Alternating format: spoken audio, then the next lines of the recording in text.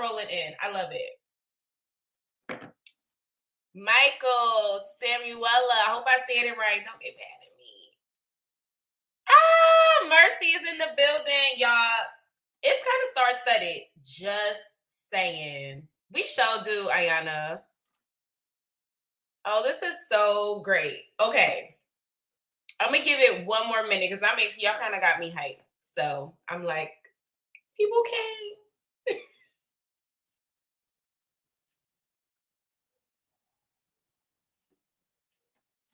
Who else we got in here? If you are in the room, say hey, say what's up. Tell me where you're from. We want to see where folks are from. Drop off where you're from. We got Yaya watching from Toronto. Allegra, shout out to Allegra. Hey, boo, hey. Some other folks, let us know where you're from. Drop in the comment box and let us know. We love when Philly is in the building. Period. Allegra always repping Brooklyn. Watching from Tama, Ghana. Y'all, it's giving international. This is why I love virtual screenings, y'all, for real. Like, we got Houston in the building, LA, Merlin, spell Merlin. This is why virtual is the best, y'all. Like, I know we love being back in theaters, and I probably shouldn't be saying this, but it is something really special about being able to share these moments with people across the world. So I think we can get started because I'm already kind of being Joe. So let's get it started. Hi, everybody. My name is Stephanie, and I am the creator of the BeReelBlack Cinema Club. Founded in 2017, but really got the party popping in 2018. Our mission is to amplify Black filmmakers from across the African diaspora and their independent films, and just really trying to create community around independent Black film specifically, not specifically, but only, and getting Black millennials to theaters to fill these seats. Because honestly, when I started this club, I was tired of going to Black independent film screenings and being the only Black person or being the only Black person under the age of 60. So that we can really pack this theater out, I was like, I'm going to start a film club. And so we've been doing that monthly with screenings, mostly in Brooklyn. We've now transitioned to Philly, and we're hoping to do some things in other cities next year, which will be our 5th anniversary. So if you want us to come, hit me up. And I'm just super excited for today's event. We've been this came together so quickly, and I'm just so excited for the filmmakers, so excited for all of y'all who have joined us. And so without further ado, first I'm going to introduce our moderator for today's talkback.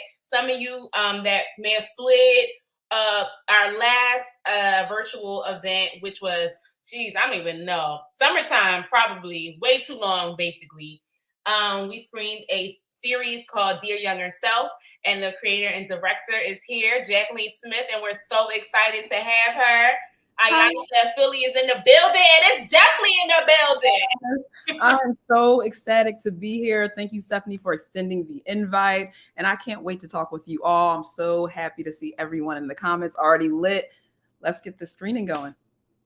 And without further ado, we're super, super, super excited to have the directors of Ampe, Leap Into the Sky, Black Girl here with us. So not only will they just be chilling in the screening, but they'll also be chatting with us immediately following. So block out the rest of your hour 15, because we finna be kicking it, y'all. So coming to the screen, and y'all, I'm not the most tech savvy. I'm an elder millennial, so just move a little slow. Just move with me. So excited to have Claudia and Ife here. Say what's up, y'all. Hello. Hi. Hi, everyone. Anything y'all want to say before we get the party started? Oh, well, I'm Ife, writer and co-writer and co-director of Ampe Leap Into the Sky, Black Girl. And I'm Claudia, co-director and co-writer of Ampe Leap Into the Sky, Black Girl, and we are excited to be here. Yes, we are. I guess a little bit about the film, real quick. It's basically an open love letter to Black girls and Black women through the lens of the traditional Ghanaian game Ampe. Yeah, so Ife and I were from Columbus, Ohio, and I'm Ghanaian, and so we basically trace the lineage of the game of Ampe through Accra, Ghana into Columbus, Ohio, thinking about diasporic stories and just the magic that happens when Black girls gather, specifically around play. We So love we hope you guys enjoy it. And we're so excited. And by the way, y'all, the chat said we looking gorgeous. Thank you. Shout out to Sorry.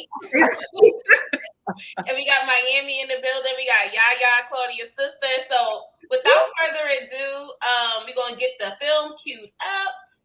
And again, keep dropping in where you're from in the comment section. Also, if you have any questions that you want to ask as you're watching, feel free to drop that in the comment box, and we'll make sure that it is asked if we have enough time.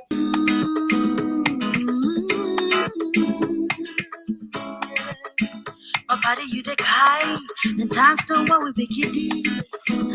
When we go play all day, get jalebi, I shake back and tea. When them go suckers go home, collect one our school fees. When they feel like shots for one our backs, but still we not go fee. I remember back when we were about 7 years, so much younger, when we would play from dawn to dusk out in the streets. I remember Rascally, Ampe, Ife Oluwamuyide. So many things have come and gone, but yesterday's a memory. They could not forget the good old days. So cause you never get time again. They could not forget the good old days. Oh no. Cause you never get time again. They could not forget the good old days. Oh no. Cause you never get time again. They could not forget the good old days. Oh no. Cause you never get time.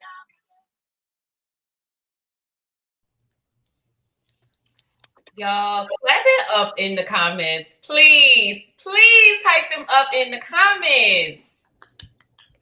Y'all, every time I watch the film, I'm just like, and I see something different every time.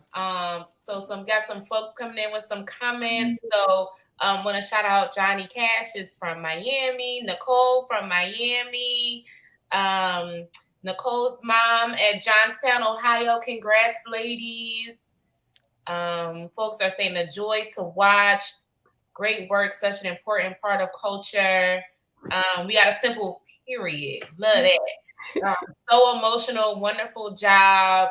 So good. This took me back to childhood. Beautiful, wonderful job. I'm gonna pass the mic to Jackie and let her do her thing. And y'all again continue to share any comments or questions that you have in the chat. And I'm out. Jack, it's on you. Hey, Claudia and Ife, thank you so much for this film. It is just as beautifully vibrant as it was when I watched it the first time. I was smiling from ear to ear. The film inspired my attire for today because it is so joyous and it is so vibrant, and so are you. And so I want to just jump right into the first question. In the film, you talk about how growing up, Ampe was a coming of age ritual. So my first question is twofold. Can you explain the game of Ampe? And can you also share what inspired you to make a film about the game? Yeah, I could explain the game a little bit, and I think Claudia can take the second half of the question. So basically within Ampe, you can play it one-on-one, but usually it's played with two teams. One side is Ostrati, so they shoot the same leg, and then the other side is Okonto, so they shoot different legs. And there's a leader of each group, which we call the mother. And then you start off, face your opponent that is across from you, and if you shoot the leg, that is your side. So let's say I'm playing Ostrati. If I shoot the leg and like I'm able to get it, I move down to the next person and so on and so forth until I clear the entire team. Basically, the goal of the game is just to get all the girls out. And you especially want to keep the mother in the game as well. Yeah. Yeah, exactly. And I think we really wanted to depict this game.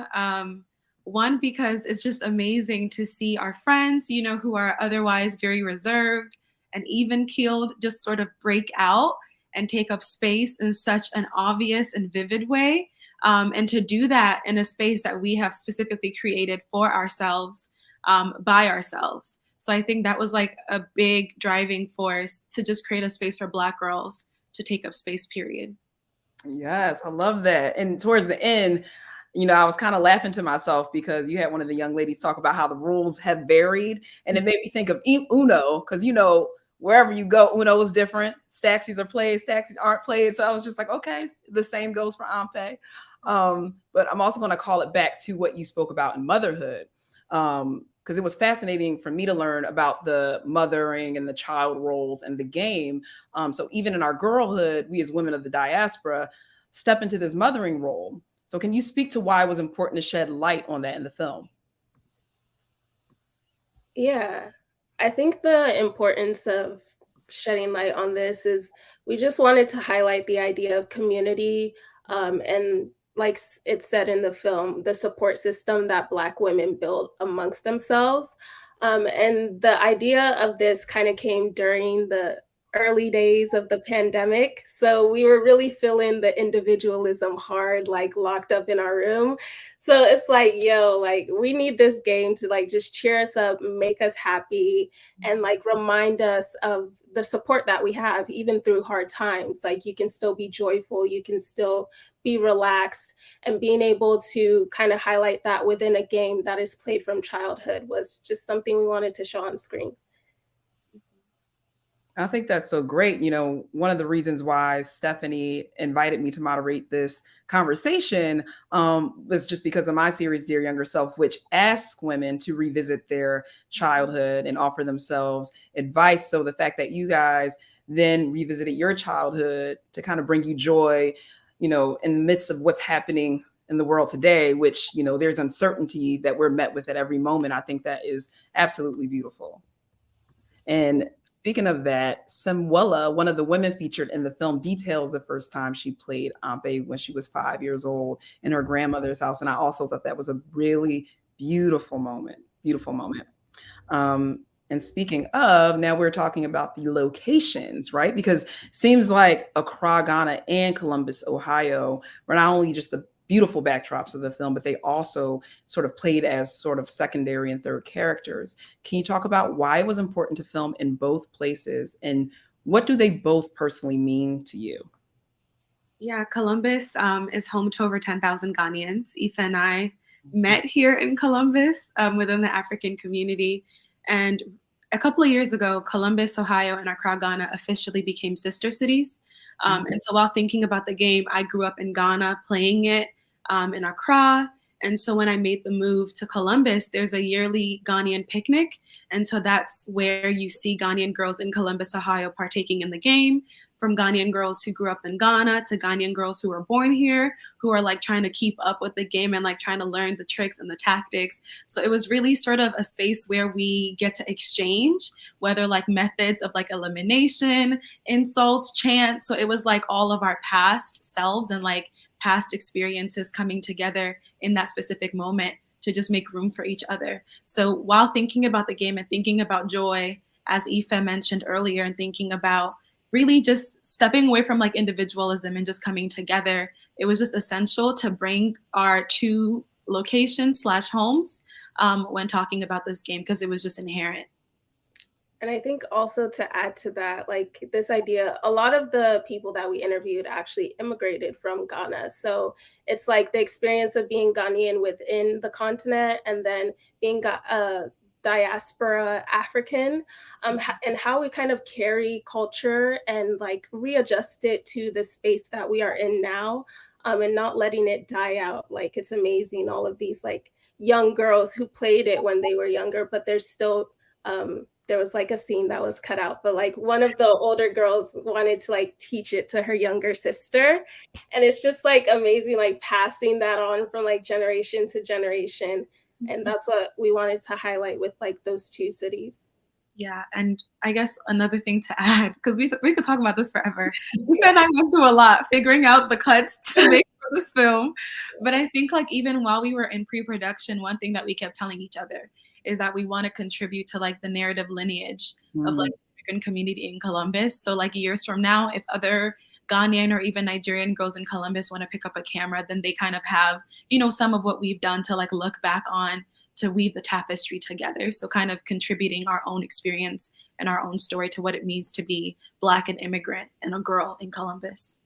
I see real quick that I actually want to touch on, because someone said that it's interesting because Ohio is a predominantly white space and culture. And I think that is like at its core, like regardless of us being surrounded by white faces day to day, this is a way to kind of recomfort ourselves, and be able to be like, I am standing in myself. I'm not letting go of my culture. Like, this is who I am. And I'm going to stand in that and like continue to pass it on to other people. So it's like we're claiming our own space within a very Midwest centered lens, you know? Yeah. Absolutely. Because I was about to say, y'all just dropped some knowledge on me and people in the comments, because who would have known that Ohio would have been home to over 10,000 Ghanaians? And it's beautiful that you are, you know, providing a platform to shed light on that. So, and y'all holding it down, period. So there we go. Yes, and so how did you choose the women that you were going to feature? And were these young women that you already knew? This is a long story. I guess we can kind of jump around. At first, most of the girls in the film are actually friends of Claudia, or like just people in Columbus. When we first started the idea for the film, we were only going to focus on 1 or 2 girls. And it was only going to be based in Columbus, Ohio. And we shot it all ourselves, like summer of 2020. It was like a 14-minute documentary. And we're like sending it out to people for feedback. And they're just like, it's cool, but you could do more. So we're like, let's revisit this. So we started doing like preliminary interviews with different girls. We hosted like a dinner for everybody to talk and meet with each other. And then from there, we basically got a general gist of where we want the story to go. And then we kind of had to figure out like, okay, who's available, what time, and like who can we include, and what parts of their story can we kind of like use as a jumping off point. And it went from there.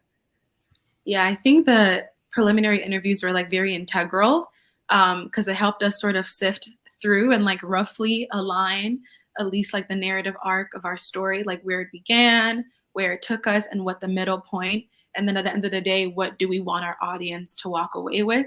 And so we did the preliminary interviews in Columbus. And then for Ghana, I had my friends Noko Samuela basically send me voice notes of themselves just like relaying their experience. And so then Ife and I would like listen to that and again compare that with the Columbus interviews. And then when I got to Ghana, a friend and our producer on this, Christine Boateng, she also connected us with like a primary school. So that's where you see some of the younger girls in the film. And so we were able to go there, talk to them. And initially they were very much like reserved, like, who are you? What are you doing? And then as soon as like I brought up Ampe, like they were all just very much like breaking out of their shells, contributing their experiences. So that's where we got to really just figure out personalities, one, and see what each girl's individual contribution could be like to the film. And so we just got a lot of like people who were very much willing to share their stories. I mean, the interviews went on forever and it was so difficult to cut it out because everything was so beautiful.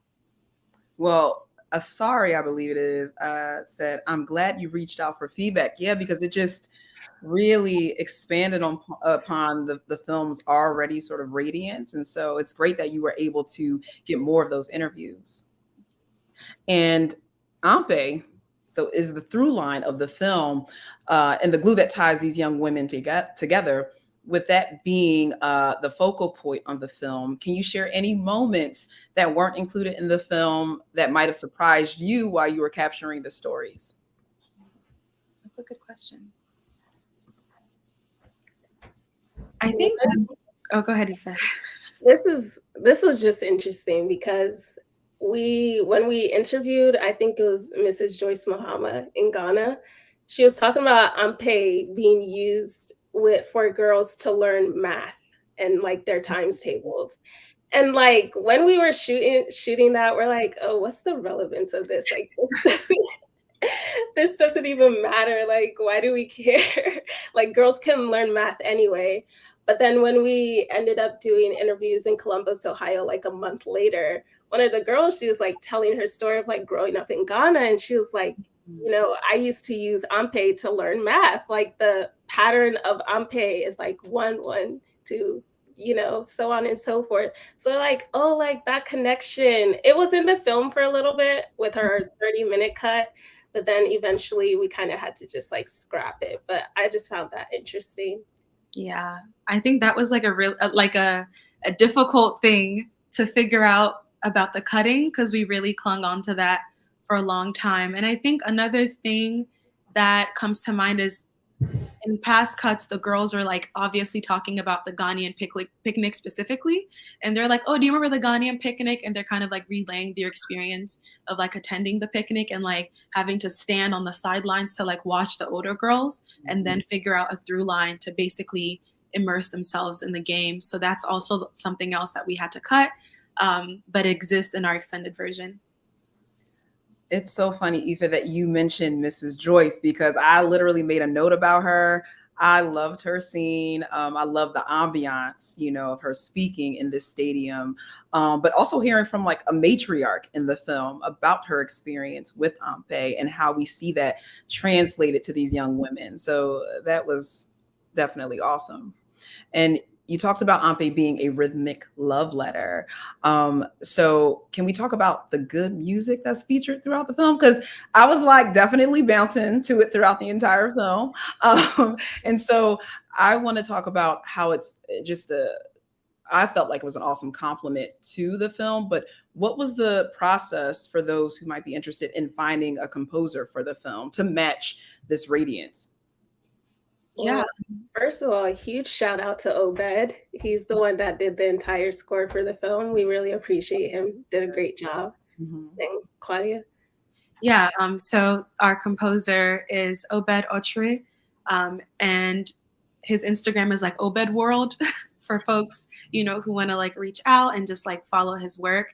But yeah, so he's a friend of mine and he is just very talented, and just has like, I think one of the privileges of like collaboration and like redoing the film was that we were able to work with people who had their own like creative intuitions. And so as much as like, you know, Ife and I knew what we wanted to do, it was just good to also mesh with people who knew what they were doing as well. So like, for example, the beginning track, that's, I guess, like a high life beat that you typically hear just within Ghanaian music or like cultural films in general. So we immediately wanted to immerse the audience in knowing and seeing that, okay, this is that type of story. Like, this is what we're paying homage to essentially. And then everything else, I think we just really drafted references of maybe like other films that we loved and how we felt as if the tracks meshed with the narrative. And I think we shared that with Obed. And from then on, he took it all on his own. A specific part that like Ife and I love is, I think, right before the salon scene when we kind of like see the girls coming out into groups, into their own individual meeting spaces. So that specific track, Obed actually sampled a friend of his. His name is Biko, and his Instagram is Biko Music. And so essentially it's Biko's grandma, her voice on the track. And so it's just really beautiful to think about that and how, in essence, like Ife and I sought out to make this film, but then there's like a lineage even in the score, which we deeply appreciate as well.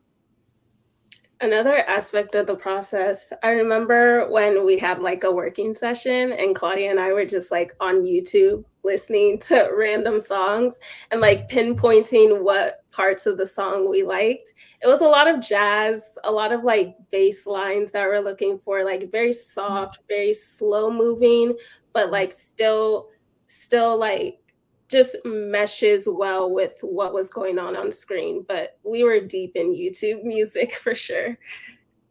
I love hearing about the inspiration for the music. And I got goosebumps as you talked about how Obed, wove his friend's grandmother's voice into the music. And so it's carried from the music throughout the film, and you see it in all of these women's faces and in their spirits. And so I just think that's another added layer. And so shouts out to Obed for sure. Shout out to Obed. And there is a young woman who speaks to how Ampe brings about a support system and how Black girls, this is when I was like, woo, how Black girls deserve a support system. Black girls deserve a support system. Is that the message you were hoping to convey in the film? And what other messages from the film are you hoping audiences will take away from Ampe? Yeah, I think that ended up being a very strong message for us because, again, this idea came about during like summer of 2020. So we all know like the protests were going on all over America, even across the world. And a lot of times in like political situations, Black women are at the helm of it. But we are oftentimes like forgotten as if we're not going through the same things as well.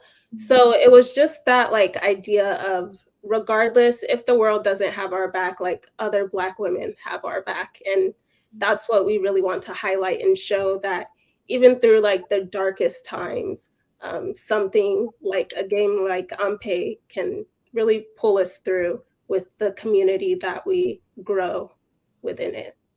Yeah, for sure. And I think with, Black girls deserving support, we also kind of wanted to echo that we are our support system, and that too is a beautiful thing. And just really sharing that on screen, really by bringing group interviews together, like in the hair salon, which is such an important space for Black girls, or even like on the stoop in the summertime. So thinking about these ways that we romanticize our lives and just really adding to that idea of like, we have each other. And even if the world doesn't have us, we're creating space for each other. Yes. And speaking of community, the community in the chat is globally lit, and they're all commenting on the coloring and the cinematography of the film. So I'd be remiss if I didn't ask you ladies about that as well. Yeah, so for coloring, it was a friend of Claudia's, or is it a friend of Kwesi's? In Ghana, his name's Titanium, Ty, and then Anium. And then for for the other one, for cinematography, it was Daniel Atwa. And what's his Instagram? It's Daniel Atwa, I think, _. Yeah. So yeah, they did really amazing work. Incredible. I think for coloring, we went back and forth like so much, but our main goal was like we want it to feel like it's summertime because summertime is so warm, it's so bright, energetic, and that's what we want the film to show. So we spent a lot of like very nitty-gritty details, being like, the sky seems a bit too ashy, maybe add some blue. Like we also wanted the girl's skin to look like really natural, because sometimes people be editing Black skin and it's like they look crazy. So we're making sure we pay attention to those little details. Yeah. And it shows. Yeah, and then our Columbus cinematographer, his name is Charles Fatumbi, and he too was like integral to the shooting process. And I think Ife and I just really drew on a lot of references, like lighting references in pre-production, and just like visual references in general, which I think helped us when we were on set. Well, it was all very beautiful. It all came through. All the ladies were glowing. So great and fantastic job. This is going to be my last question. And before I say that, I just want to, put a call out to the chat. If you guys have any questions that you would like me to ask, I'm certainly here, but I'm going to throw you guys my last question. There's such a beautiful representation of older women and younger women speaking on how Ampe, the game, impacted their younger selves. The reason I've been offered the privilege to engage in this conversation with you all is because of my series, Dear Younger Self. And so I wanted to know, can you share what Ampe has meant to your younger self and how you wish to preserve the game itself today and what it means for you today?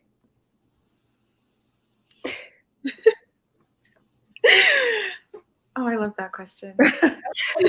Really good. I'm gonna hit y'all hard like that, but you know, one of the matriarchs saying we have to preserve the game and the film, you know. Yeah, I think, I don't know. I turned 25 this year. And Yes. I just think, like, I don't know, time just passes by so fast. And I think Black girls are like ushered out of Black girlhood so fast. In earlier drafts, preliminary interviews, we had girls, you know, talking about what it means to be the oldest in an African household, or to be like the oldest sister, the oldest girl, and really just the weight that Black girls have to carry all the time, not only for ourselves, but other people. And so even as I get older, I feel like I'm trying my best to steward a relationship with my childhood selves that like supersedes time and place. Last summer, another thing that I did was just like carry double Dutch ropes around with me everywhere. So it's like, yeah, the barbecues, I pulled it out, took it with us to Ghana, played with the little girls in the neighborhood. So just really finding ways to like build relationship through the lens of play and just set ourselves free as like a point of reclamation. I think that's what Ampe means to me right now. Yeah. What about you, Ife? Yeah, so I actually didn't grow up playing Ampe. Ampe is played in Nigeria, but I moved to the US when I was like 3 years old. It's actually called 10-10 in Nigeria. My mom let us know that she played it when she was younger. But I think Ampe, the game, again, it's like reconnecting to your childhood selves. What they say, like healing your inner child. And I think a lot of times, especially in our early 20s, we're kind of just like figuring everything out, and it feels like the world is like falling on top of you. But being able to kind of like reconnect with your younger self and do things that would have made them happy, it's like it's really enriching and relearning yourself in a sense by visiting that part of yourself. But also like the making of Ampe, what it like did for me is like believe in yourself. And like you can do that shit, like it's gonna work out type of thing. So now it's like, you know, younger me, I was always interested in film and stuff like that, and it was something that I was really excited about. And starting this journey with Claudia, we've been making things for like what, 4 or 5 years now together, but this is like our first official, like we're in the film industry type of thing. So it's like this is a starting point, it's a building block, and I'm really excited for what the future holds. I love that. Reclaiming, relearning, and reconnecting, and telling yourself you can do it, you know? And so I love that. So with that all shared, I want to toss it over to our lovely global audience. And the first question is from Johnny Cash. And he said, what was your favorite part of the whole process? That's also a good question. I miss Ghana. I miss Ghana. Honestly, our shooting days in Ghana was so much fun. Like, and we had like a bus, so the crew was together all the time, and it was just like good energy. It was like early call time, 6 a.m. Ridiculous. Everybody was always late, but we moved. Yeah. Yeah, no, I echo that. I think Ghana was so special. I don't know, just to be there with Ife felt surreal. Like it felt like my worlds were collapsing. And it just felt really good to have someone to sort of like go through the journey with. And we had such amazing support with our producers, Christine and Khaled, and even in Columbus, Julie Sasaki as well. So just throughout the process, I feel like just having the support and being able to lean on friends who were also collaborators is like continues to be my favorite part. But specifically, I think a lot about Ghana, and I think about just the ease of like every day and the ebb and flows. I love that. I want to go to Ghana. So next time you go to Ghana, I'm trying to go. So Lauren asks, she says, Noko said she misses the courage she had as a young girl. So Noko is one of the women featured in the film. How has creating Ampe reminded / re-inspired the courage you had as girls?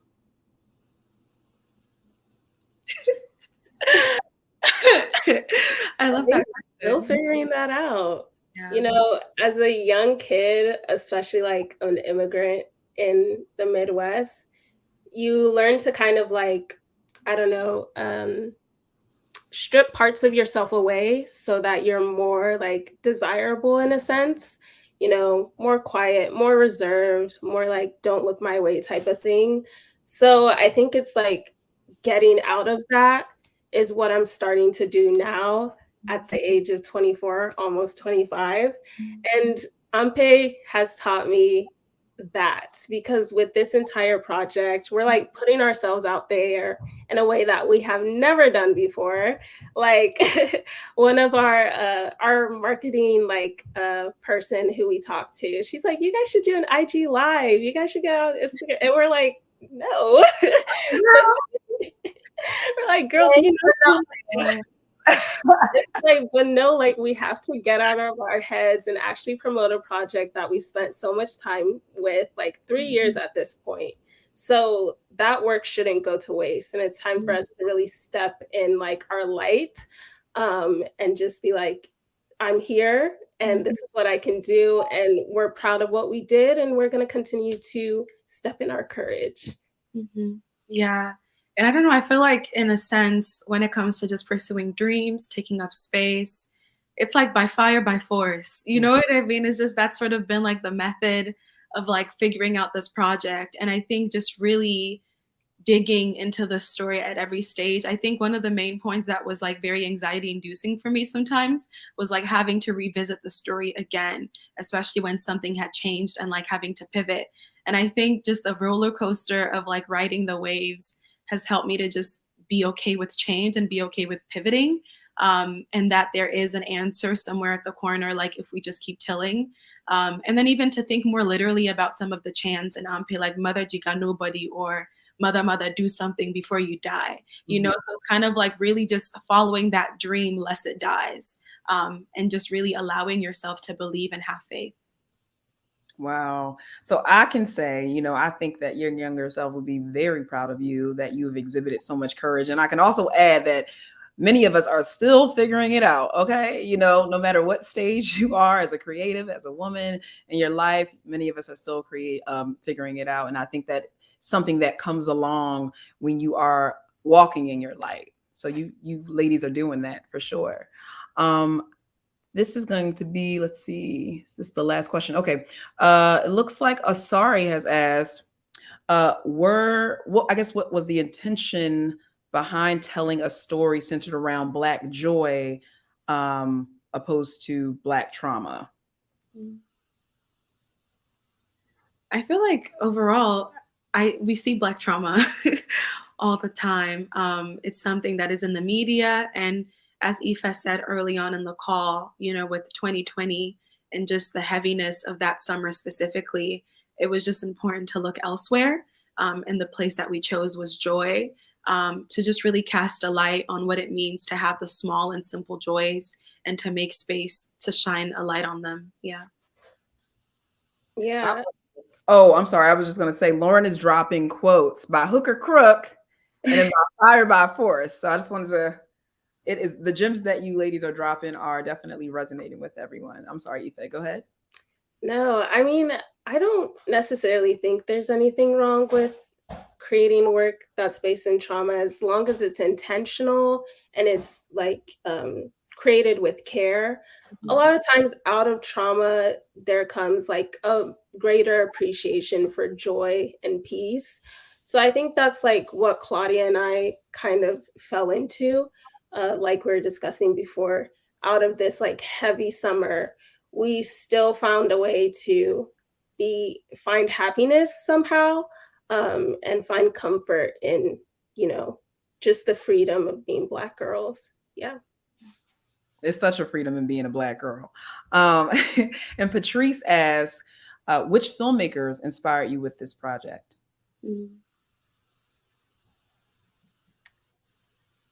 I don't know. I think like for this, when we were doing research, we're like trying to find things out there that have been done on Ampe already. And this was kind of like the first of its kind. We didn't have many reference points, but some of the films we referenced was like Dear Philadelphia. We're interested in The Last Black Man in San Francisco for like the look and feel. What else? Yeah, I think narratively, as well. I feel like there are a few that just aren't coming to mind, but we also leaned on like songs, poems as well.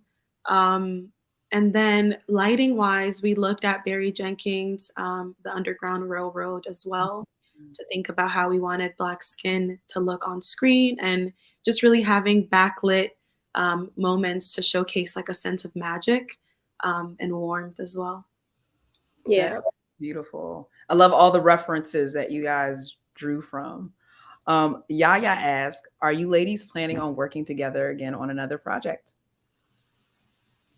I think so, maybe. For sure.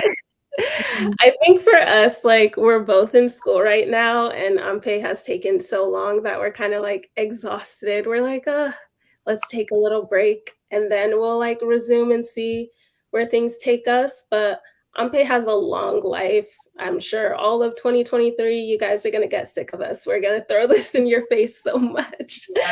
And then yeah, but I love working with Claudia. It's a great collaboration that we found. We're both like still new in the film industry, so I think we allow ourselves to be learning and not be ashamed of learning or not knowing something. Yeah. Yeah, and I think I just really value our collaboration. It just brings out different points in the story. I think because we both have like different, we're both artists, but I think we come at it from like different backgrounds of like expertise. And so it's really cool to be able to learn from someone while you're also learning as well. Yes, I love the collaboration. And also to go back to what you were saying, Ife, about being exhausted, because Black girls deserve rest too. So y'all deserve rest, you know. Ama says reminded me of what okay, first of all, I want to apologize if I mispronounce, but reminded me of what Elagosa Osunde says. Akwake Emize told her when she had published Anxiety, let the book go. It's only a timestamp of where your craft is at this time, and you'll only get better. Mercy asks, do you intend to do any Ampe workshops? Because I'll definitely sign up. That's like a big thing that we do want to do, but we want to do it in the summertime, like to recreate that experience of the film. So look out, summer 2023. Yeah. It's warm, baby. I love that. I think this is the last question from Yvonne. What other activities / hobbies are you partaking to heal your inner child?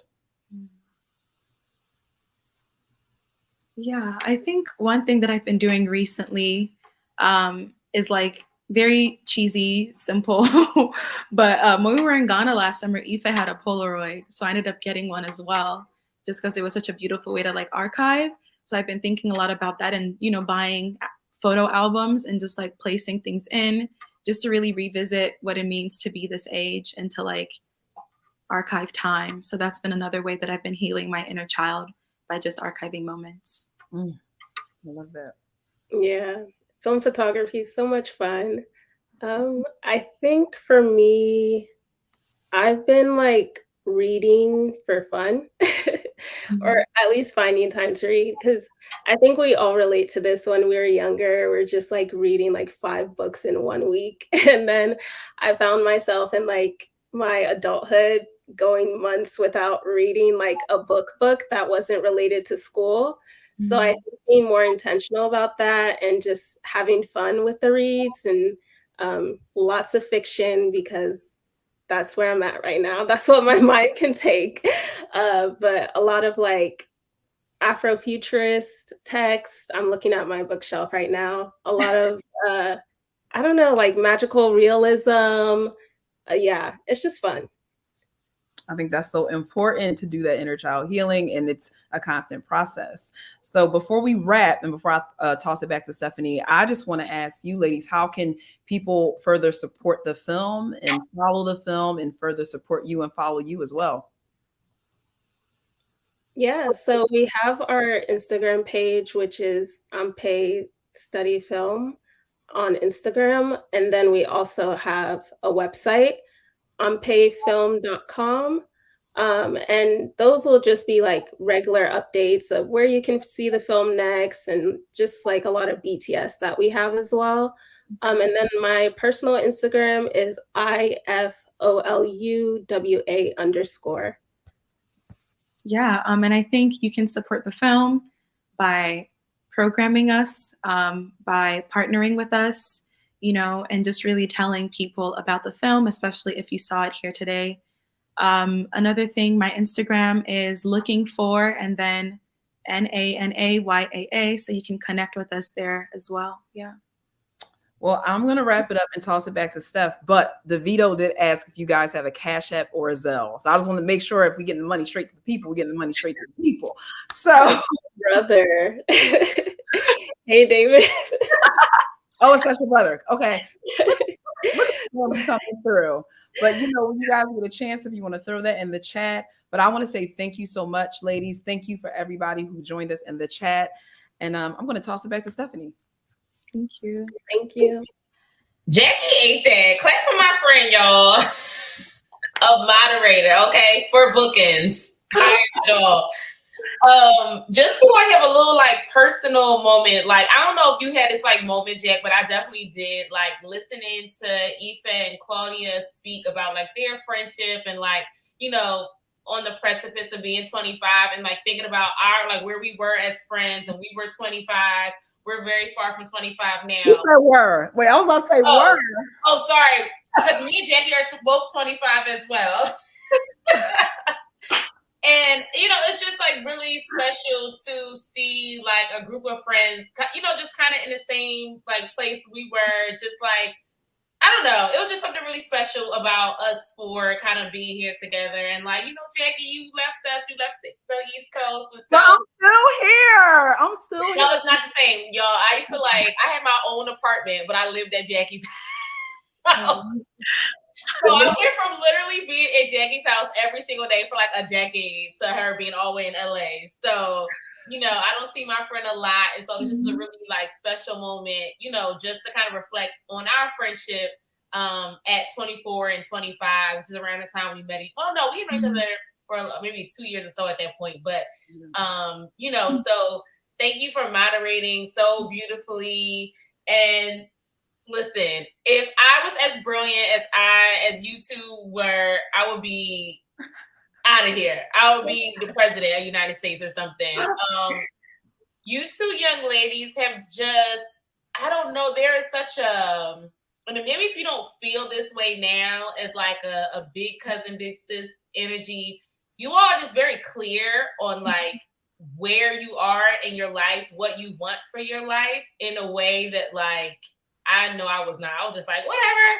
I'm just floating around. Whatever happens, happens. And there is just this very, I don't know, this awareness. Like, it's a beautiful awareness. Yes. I think that the synergy between you two, the fact that you were already friends before you worked on this together, really shows. And I think that's super special. Thank you. Y'all are amazing. I want to be y'all when I grow up. Since me and Jackie are only 24. Same. So before we wrap up, Jack, how can people follow you, support you, be down with Dear Younger Self? Yeah, so you guys can follow me at Sunny, SUNNY_Josephine on Instagram. And the series is Dear Younger Self series on Instagram and on YouTube as well. And you can follow, you can like, you can support, you can share, because I would love to continue the conversation on reconnecting with our younger selves. We're all navigating from that place. And I think that, like Claudia and Ife said, it's healing our inner child, and it's a forever journey, I think. And so you ladies, I want to thank you for allowing me to speak with you today, because it was such a treat. And before I do my wrap up, Mercy's in the comments. Mercy, somebody else had to run around with us when we were 24 and 25 last week and asked if we could pose for a photo. So we can do that on the count of 3 real quick. Okay. 1, 2, and 3. Okay.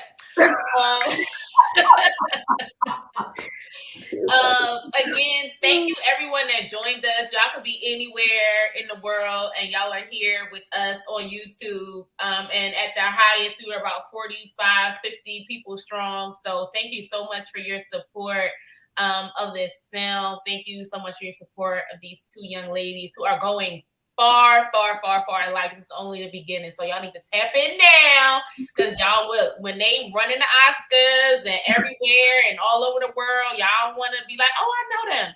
Support now. Support now. So as soon as we get off this stream, make sure you go and follow Ampe Studio Film on Instagram. And also make sure you follow me. Well, not me, but the film club, BeReelBlack Cinema Club. And it's spelled wrong on the screen. It's REEL, like real, like movie.